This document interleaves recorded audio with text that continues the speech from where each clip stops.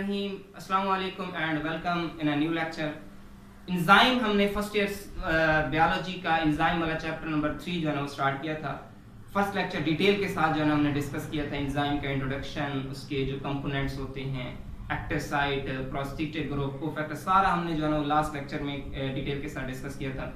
तो उसी वाला से आज हमारा जो है सेकंड लेक्चर है और इस लेक्चर में हम इंजाइम की जो कैरेक्टरिस्टिक्स हैं वो हम कवर करने की कोशिश करेंगे। अब जो इंजाइम होते हैं बेसिकली इसको जो सबसे पहला और इम्पॉर्टेंट कैरेक्टर वो ये है कि इंजाइम जो होते हैं वो प्रोटीन इन नेचर होते हैं, यानी जितने भी इंजाइम होते हैं वो प्रोटीन के बने होते हैं। इंजाइम का स्ट्रक्चर हम ड्रा करें तो इंजाइम का जो स्ट्रक्चर होता है वो कुछ इस तरह से हमने जो देखा था कि इंजाइम ग्लोबुलर प्रोटीन होती है। प्रोटीन दो तरह की होती हैं और एक होती है फाइब्रस प्रोटीन और दूसरी होती है ग्लोबुलर, लेकिन यहाँ पे जो इंजाइम होते हैं वो बेसिकली बने हुए होते हैं ग्लोबुलर प्रोटीन के। इंजाइम बने हुए हैं जी ग्लोबुलर प्रोटीन के। अब ग्लोबुलर प्रोटीन जो होती है इसके अंदर भी प्रोटीन के मजीद फर्दर इसके 4 जो है ना वो स्ट्रक्चर होते हैं। प्राइमरी स्ट्रक्चर होता है, सेकेंडरी होता है, टर्शियरी होता है और क्वार्टरनरी होता है। तो इंशाल्लाह इसके ऊपर भी एक जो है ना वो कंप्लीट लेक्चर आएगा। तो लेकिन यहाँ पे जो होता है इसका टर्शियरी स्ट्रक्चर जो होता है वो मोस्ट इंपॉर्टेंट होता है। टर्शियरी स्ट्रक्चर एंजाइम के केस में जो होता है वो tertiary structure is most important. अब यहाँ पे सिंपली आपने जो है ना ये याद करना है कि are enzyme are made up of protein, ये are the nature of enzyme is protein. बस सिंपली यही है जो है ना वो एंजाइम की जो नेचर होती है वो क्या होती है, प्रोटीन होती है। तो ये पहला इसका जो है वो हमारे पास क्या हो गया जी, कैरेक्टर इसकी पहले जो है ना कंप्लीट हुई। अब दूसरी इसकी जो कैरेक्टर वो है कि एंजाइम जो होते हैं वो होते हैं सेंसिटिव होते हैं। सेंसिटिव का मतलब क्या होता है? सेंसिटिव का मतलब ये होता है कि सेंसिटिव कहते हैं हसास को। भाई फिला बंदा जो है बहुत सेंसिटिव है, भाई हसास तबीयत का मालिक है, और गर्मी बर्दाश्त करता है ना, सर्दी बर्दाश्त करता है। तो सेंसिटिव का मतलब ये होता है कि एंजाइम जो होती हैं बेसिकली वो भी सेंसिटिव होते हैं। किसके खिलाफ सेंसिटिव होते हैं? पीएच हो गई, टेम्परेचर हो गया, तो इसके खिलाफ जो होते हैं ये क्या होते हैं, हर एंजाइम की एक स्पेसिफिक पीएच होती है और हर एंजाइम क्या होता है वो एक स्पेसिफिक टेम्परेचर के ऊपर काम करता है। अब मिसाल के तौर पर हमारे स्टमक के अंदर तो वहां पे जो ताकतवर एंजाइम होता है पेप्सिन, तो उसकी जो पीएच होती है वो एसिडिक जो है ना वो मीडियम के अंदर काम करता है, 2 to 3 पीएच होती है। लेकिन अब जब नीचे जाते हैं डाइजेस्टिव सिस्टम, स्टमक के बाद स्मॉल इंटेस्टाइन, तो वहां पे जो एंजाइम होते हैं वो एक्टिवेट होते हैं अल्कलाइन मीडियम, यानी 6 से 7 पीएच पे काम करते हैं। इस तरह से टेम्परेचर है ह्यूमन बॉडी के लिए जो टेम्परेचर होता है वो एंजाइम के मैक्सिमम काम करने के लिए इसको हम कहते हैं ऑप्टिमम टेम्परेचर। तो वो जो ऑप्टिमम टेम्परेचर होता है वो होता है जी 37 डिग्री सेंटीग्रेड। तो इंशाल्लाह इसके ऊपर जो है ना वो इसके ऊपर भी जो है ना वो कंप्लीट लेक्चर आएगा कि factor affecting the rate of enzyme action. कौन कौन से फैक्टर होते हैं जो एंजाइम के एक्शन पर असरअंदाज होते हैं। कंसंट्रेशन होती है एंजाइम की, सबस्ट्रेट कंसंट्रेशन होती है, और इसके साथ पीएच का भी रूल होता है, टेम्परेचर का भी रूल होता है। तो इंशाल्लाह इसके ऊपर जो है ना वो कंप्लीट जो है ना वो लेक्चर आएगा नेक्स्ट लेक्चर। अब इसके बाद तीसरी जो कैरेक्टर वो ये होता है कि स्पेसिफिक होती हैं। अब जो एंजाइम होते हैं वो स्पेसिफिक, इसका मतलब क्या है?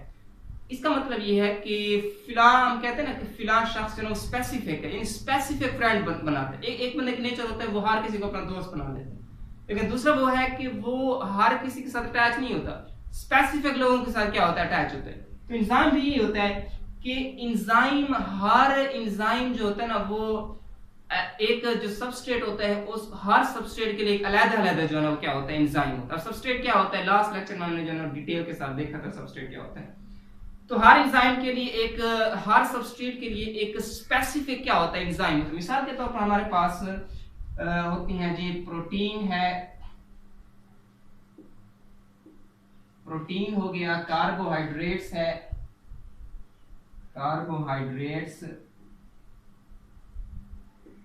और इसी तरह से लिपिड्स हैं। अब एक एंजाइम है, सपोज ये एंजाइम है। अब ये जो एंजाइम है, जो एंजाइम प्रोटीन पर एक्ट करेगा वो लिपिड पे एक्ट नहीं करेगा। जो लिपिड पे एक्ट करेगा वो कार्बोहाइड्रेट या प्रोटीन पर एक्ट नहीं करेगा। और इस तरह से जो कार्बोहाइड्रेट पे एक्ट करेगा वो लिपिड्स या प्रोटीन के ऊपर एक्ट। मिसाल के तौर पर एक एंजाइम होता है उसका नाम होता है लाइपेज, जो लिपिड की क्या करता है, ब्रेक डाउन करता है, लाइपेज एंजाइम। अब ये जो लाइपेज एंजाइम होता है वो एक्ट करता है लिपिड के ऊपर, लेकिन ना कार्बोहाइड्रेट के ऊपर एक्ट करता है ना ये प्रोटीन के ऊपर एक्ट करता है। इसी वजह से एंजाइम को हम कह सकते हैं स्पेसिफिक इन नेचर होते हैं, कि हर सबस्ट्रेट को प्रोडक्ट में चेंज करने के लिए एंजाइम जो होते हैं वो क्या होते हैं, स्पेसिफिक होते हैं, अपने एक्शन में क्या होते हैं, स्पेसिफिक होते हैं। हर सबस्ट्रेट के लिए एक स्पेसिफिक क्या होता है, एंजाइम होता है। इसके साथ हमारे पास क्या होता है, नॉट यूज्ड देमसेल्व्स।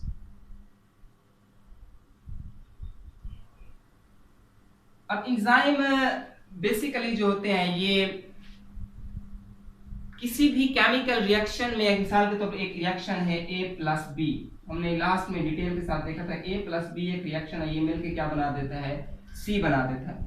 अब एक एंजाइम था जो कि इसके ऊपर एक्ट कर रहा था और इसकी रिएक्शन को क्या कर रहा था, स्पीड अप कर रहा था।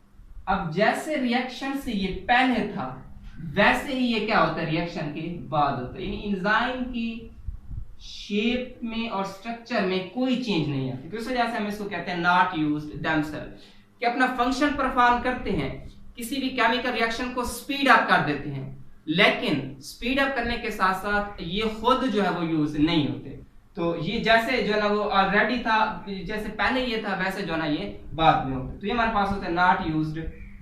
इसके बाद ये है कि नीड कोफैक्टर, एंजाइम को प्रॉपरली फंक्शन करने के लिए कोफैक्टर की जरूरत होती है। कोफैक्टर हमने लास्ट लेक्चर में डिटेल के साथ देखा था कि non protein part of enzyme जो होते हैं वो क्या होते हैं, कोफैक्टर होते हैं। एंजाइम के क्या होते हैं, साथी होते हैं।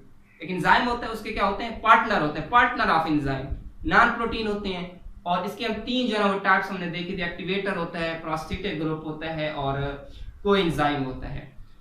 और अब ये जो कोफैक्टर होते हैं ये बेसिकली एंजाइम को के हेल्पर होते हैं, उसको एनर्जी प्रोवाइड करते हैं और इसके साथ ये एक्ट करते हैं एज अ ब्रिज के तौर पर एक्ट करते हैं सबस्ट्रेट के लिए, एज अ ब्रिज के तौर पर, और एंजाइम की जो एक्टिविटी को क्या कर देंगे, बढ़ा देते हैं। इस तरह से एंजाइम हमने देखा था कि ये एक एंजाइम है और एंजाइम के साथ जो होता है हमारे पास जो एक्ट करता है वो इसके साथ होता है जी कोफैक्टर। एंजाइम के साथ होता है कोफैक्टर। नॉन प्रोटीन पार्ट होता है उसकी भी क्या होती है, इसको जरूरत होती है। और इसके अलावा जो होता है वो एक्वस मीडियम में ये फंक्शन परफॉर्म करते हैं। एंजाइम जो होते हैं एक सेल है और जो सेल है उसमें उसका जो एक्वस मीडियम है, वाटर उसमें अगर प्रेजेंट है तो ये एंजाइम जो होंगे वो फिर प्रॉपर्ली अपना फंक्शन परफॉर्म करेंगे, अदरवाइज ये इसके साथ नहीं होते।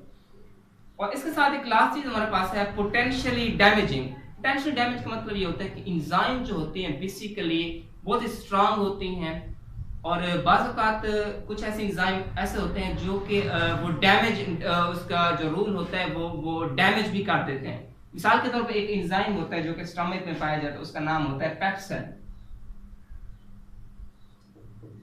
पेप्सिन अगर स्टमक में मौजूद हो तो इसके जो इंटरनल स्ट्रक्चर है उसको डिस्ट्रॉय कर देता है। अगर पेप्सिन मौजूद हो रहा है स्टमक के अंदर तो इसके जो इंटरनल सेल्स है उसको क्या कर देगा, डिस्ट्रॉय कर देगा। इसी वजह से जो पेप्सिन है वो हमेशा इनएक्टिव फॉर्म में होता है और उसको हम कहते हैं इनएक्टिव फॉर्म में होता है। ये हमेशा जब रिलीज होता है तो ये रिलीज होता है इनएक्टिव फॉर्म में, इसको हम कहते हैं पेप्सिनोजेन। हमेशा ये रिलीज होता है इनएक्टिव फॉर्म में और इसको हम कहते हैं जी पेप्सिनोजेन। हमेशा इनएक्टिव फॉर्म में क्या होता है, रिलीज होता है। जब प्रोटीन आती है, जब प्रोटीन की डाइजेशन होती है तो वो इनएक्टिव से एक्टिव फॉर्म में चेंज हो जाती है। यानी पेप्सिन ये क्या होती है, एक्टिव फॉर्म होती है और ये रिलीज होता है हमेशा इनएक्टिव फॉर्म में, लेकिन जब उसकी जरूरत होती है तो फिर ये किस में आ जाता है, वो एक्टिव फॉर्म में आ जाता है।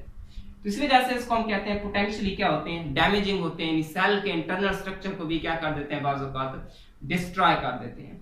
इसके साथ एक और चीज है जो यहाँ पे मैं लिखना भूल गया, वो ये है कि एंजाइम बेसिकली किसी भी रिएक्शन को स्पीड अप कर देते हैं। किसी भी रिएक्शन को जो रफ्तार होती है एंजाइम का फंक्शन, ये भी उसके कैरेक्टरिस्टिक्स में आ जाता है कि एंजाइम जो होता है वो किसी भी केमिकल रिएक्शन को स्पीड अप कर। मिसाल के तौर पर ये रिएक्शन है एंजाइम के बगैर, विदाउट एंजाइम अगर ये 10 आवर में हो रहा है, अगर एंजाइम इसके ऊपर एक्ट करेंगे तो एंजाइम की मौजूदगी में ये जो रिएक्शन है ये होता है 10 सेकंड। तो ये रिएक्शन को स्पीड अप कर देते हैं। रिएक्शन को कैसे स्पीड अप कर देते हैं, ये हमने ये होती है बेसिकली उसकी होती है एक्टिवेशन एनर्जी। लास्ट लेक्चर में भी हमने देखा था कि एक्टिवेशन एनर्जी बेसिकली क्या होती है कि जो मिनिमम अमाउंट होती है जो रिएक्शन को स्टार्ट करने के लिए जरूरी होती है। यानी ये हमारे पास क्या है, रिएक्टेंट्स है जी, और ये हमारे पास क्या है जी, प्रोडक्ट है।